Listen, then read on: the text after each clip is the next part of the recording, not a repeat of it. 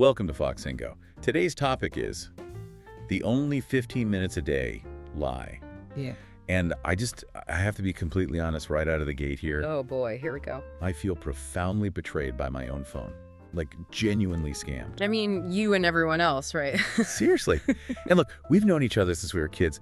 Do you remember us sitting in the back of middle school language classes, just completely zoned out? Oh yeah, drawing like weird edgy band logos on our notebooks instead of paying attention. Exactly. Yeah. And we made these grand, completely delusional promises to each other. Yeah. We were like, oh yeah, one day we're going to travel the world and just naturally pick up the local languages through, I don't know, sheer vibes. Just pure osmosis. The unchecked arrogance of our youth was incredible. We genuinely operated on the assumption that fluency was like a passive event, like getting a tan. Right. You just stand in the proximity of a foreign language long enough and suddenly you can debate philosophy in it. We really thought that. And then, we grew up, the world got busy, and suddenly these magical, incredibly colorful little apps appeared on our phones. Promising the ultimate shortcut.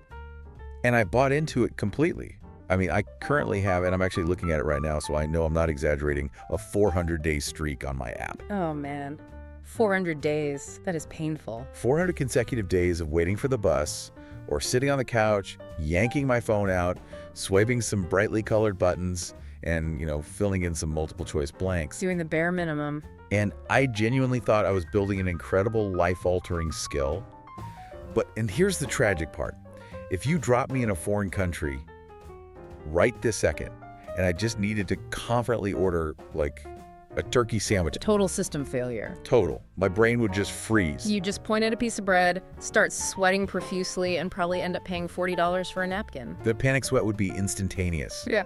And that sinking, hollow realization is exactly why we're doing this deep dive today. Because it's not just us. No, not at all.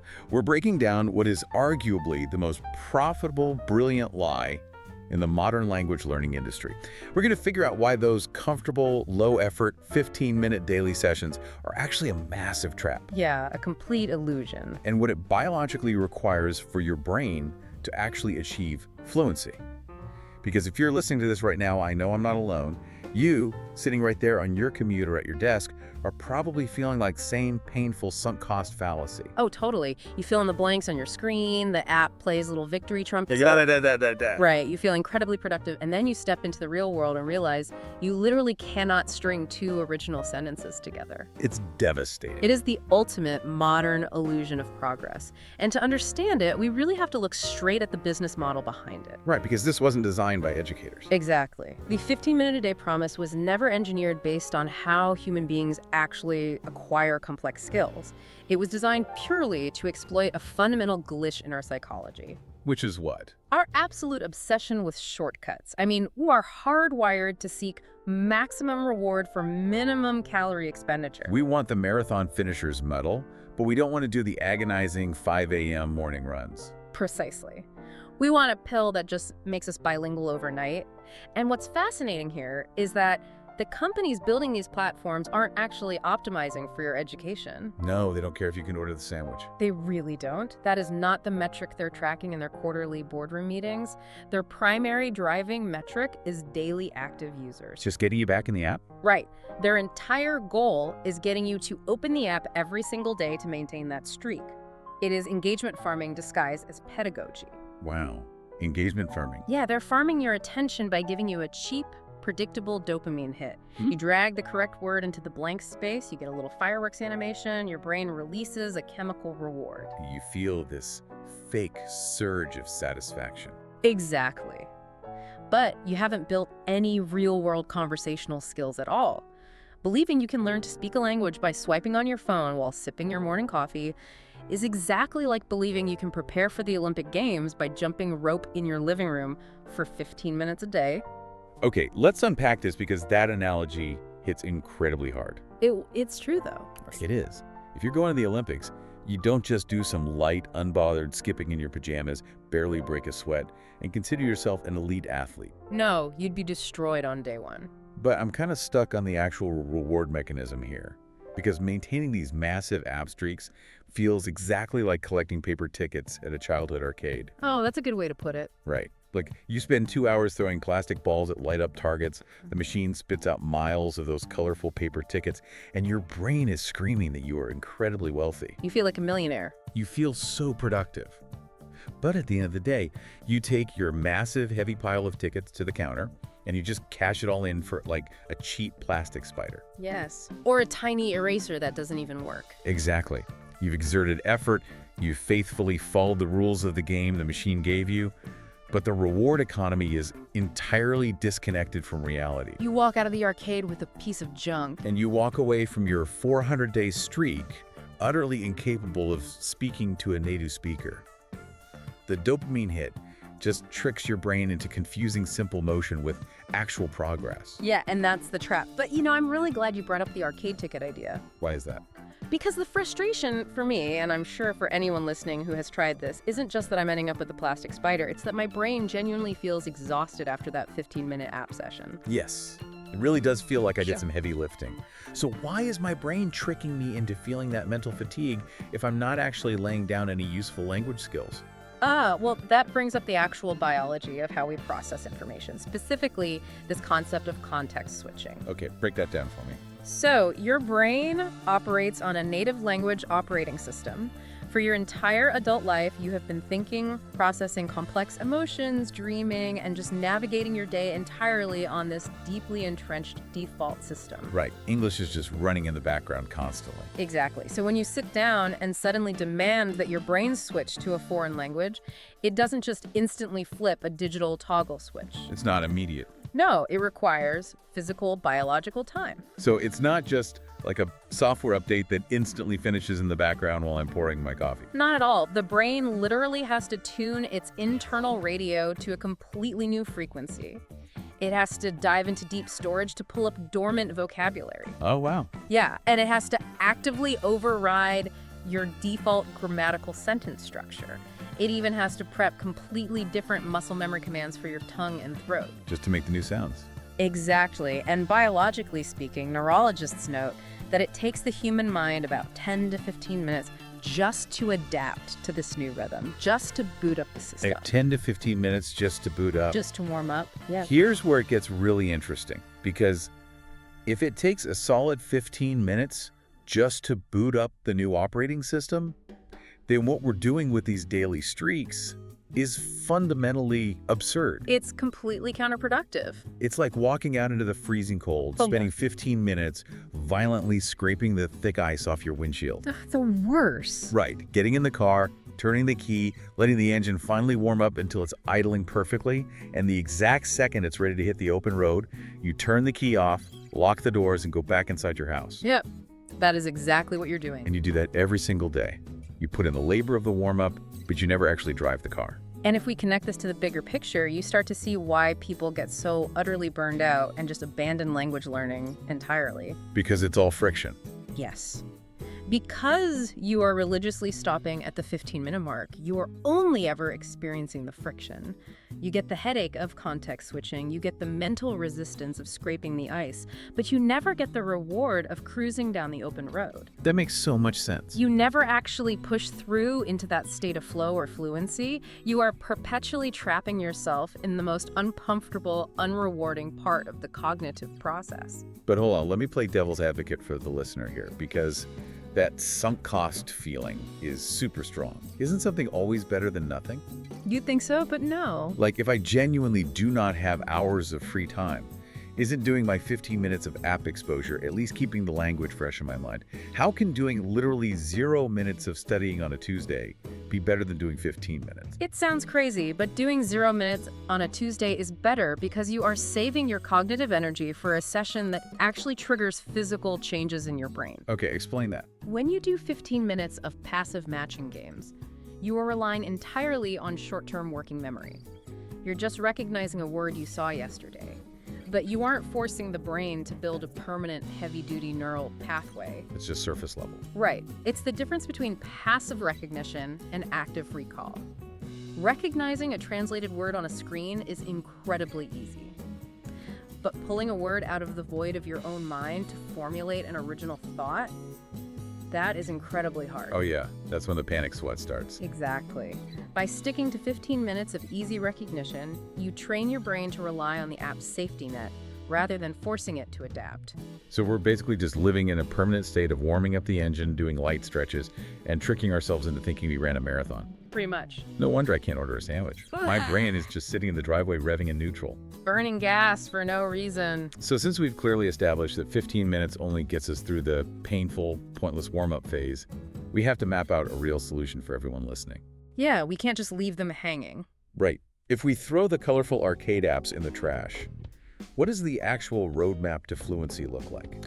Well, the real secret of people who actually achieve functional fluency, the people who can seamlessly drop into a chaotic, fast-paced conversation in a Parisian cafe or a Tokyo train station. The people we all want to be. Exactly. Their secret is that they completely reject microdosing. They rely entirely on deep focus sessions. Deep focus. Yeah. The roadmap we're looking at shows a vastly superior, biologically aligned method. Instead of 15 minutes a day, 7 days a week, you shift your entire paradigm. You only study 2 days a week, but you do 2 uninterrupted hours per session. Whoa. 2 uninterrupted hours. I have to admit, that sounds really daunting. It's supposed to be. I mean, most of us can barely watch a movie without checking our phones 3 times. Well, that's the point, and it is designed to be daunting. The rules for this deep dive into the language are incredibly strict. During those 2 hours, phone notifications must be completely shut off. Airplane mode. Yeah. Got it. Yep. Your native language must be entirely locked out of your environment. No translating in your head, no falling back in your comfort zone, no looking up English equivalents. So I can't just sneak a quick peek at a dictionary app when I hit a wall and get completely stuck. No safety nets whatsoever. Your mind is left entirely alone, isolated with the target language. That sounds terrifying, honestly. How do you even do that? You use methods like taking a scene from a foreign film or a podcast, playing a few seconds, pausing it, and forcing yourself to repeat it out loud. Okay, so active participation. Exactly. You force yourself to construct your own original thoughts and articulate them to an empty room. You deliberately allow yourself to become heavily, genuinely, mentally exhausted. Deliberate exhaustion. Yeah, and the biological why behind this exhaustion is the most important part of this entire discussion. The sustained, inescapable pressure is the only mechanism that triggers true neuroplasticity. Okay, let's hover on that concept for a second. Neuroplasticity. We hear that buzzword thrown around a lot in self-help circles, but what we're actually talking about is the physical structure of your brain changing. Exactly. Your brain, by its very nature, is a highly efficient, energy-conserving organ. It's lazy. It is incredibly lazy. It is absolutely not going to expend the massive amount of biological energy required to build permanent, thick neural networks just because you mindlessly tapped a screen while waiting for an elevator. Right. It's like, why bother? We're fine. Right. The brain only lays down those permanent pathways when it is placed under such sustained stress that it genuinely believes this new communication tool is vital for your survival. So what does this all mean? Are you seriously telling me that to actually learn to speak Italian or Japanese, I have to completely abandon my comfortable gamified daily routine? Yep. Lock myself in a quiet room for 2 hours and mentally torture myself until my primitive lizard brain genuinely thinks I am fighting for my life? Well, this raises an important question for you and for anyone listening right now who wants to master a skill. Are you treating this process like a lighthearted mobile game, or are you treating it like a laboratory? A laboratory, that's a good shift in perspective. Because to directly answer your question, yes, you do have to torture yourself a little bit. You have to willingly walk into the woods and get utterly lost. Embrace the chaos. You have to aggressively struggle to find the right words. You have to make embarrassing, frustrating mistakes and sit in the sheer discomfort of not understanding the grammar rules immediately. It sounds awful, but I get it. You have to face the chaotic, messy, unstructured reality of the language head on. That sustained friction is the only signal loud enough to force the brain to shift out of passive storage mode and into survival adaptation mode. You know, it's the difference between looking at a pleasant photograph of a swimming pool on your phone and actually being thrown into the deep end of the pool and told to swim. Perfect analogy. Like, in the deep end, your brain panics for a split second.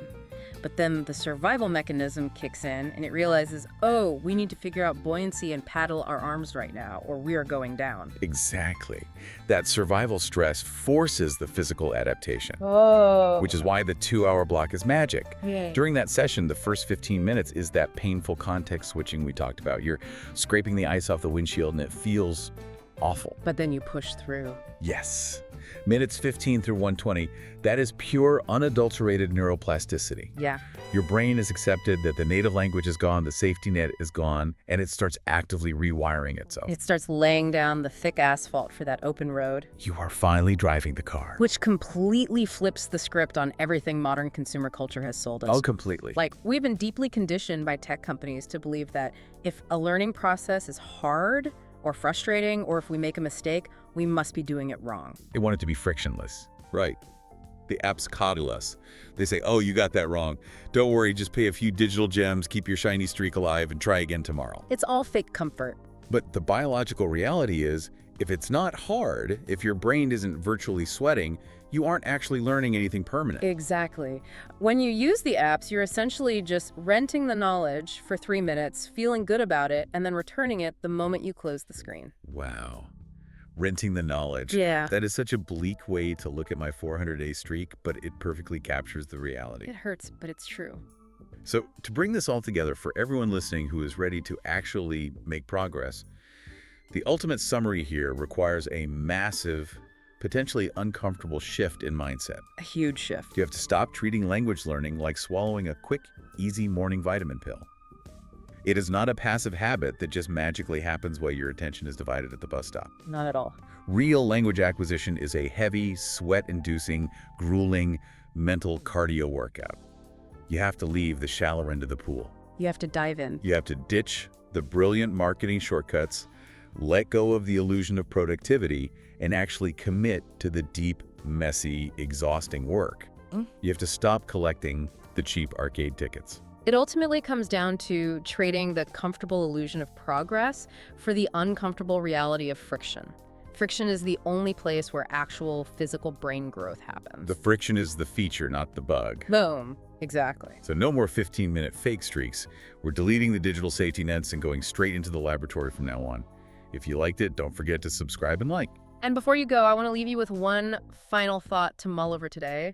We just established that our brains only truly adapt and build permanent pathways under sustained pressure and that survival mode of deep, uninterrupted focus. Right. So look at the rest of your life right now. What other important, complex skills are you completely failing to master simply because you are only giving them 15 minutes of comfortable, divided attention?